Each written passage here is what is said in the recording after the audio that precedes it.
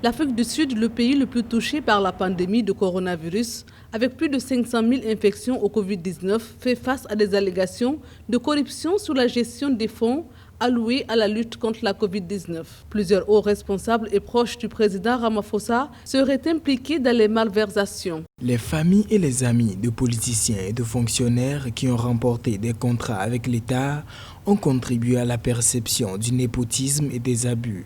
Mon gouvernement ne permettrait pas aux fonds publics de disparaître dans un trou noir de corruption.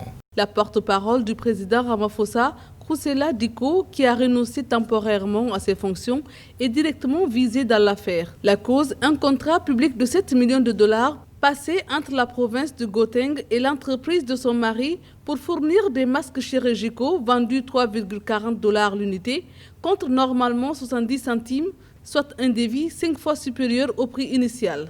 Cette suspicion de malversation concernant la gestion des fonds alloués aux conséquences économiques de la pandémie à Covid-19 va agir effectivement sur la campagne du président. Le FMI s'inquiète, d'ailleurs c'est pour cela que le FMI a réuni toutes ces personnes qui travaillent dans le cadre de la bonne gouvernance. Malheureusement, le FMI ne peut pas ne pas donner le fonds, en ce sens que si les fonds sont retenus au FMI, c'est les populations vulnérables qui sont touchées. Rappelons que le président Ramaphosa s'est engagé à faire de la lutte contre la corruption une priorité. Il a d'ailleurs annoncé qu'une trentaine d'enquêtes étaient en cours dans le pays pour vol et détournement de fonds débloqués dans le cadre de la lutte contre la Covid-19.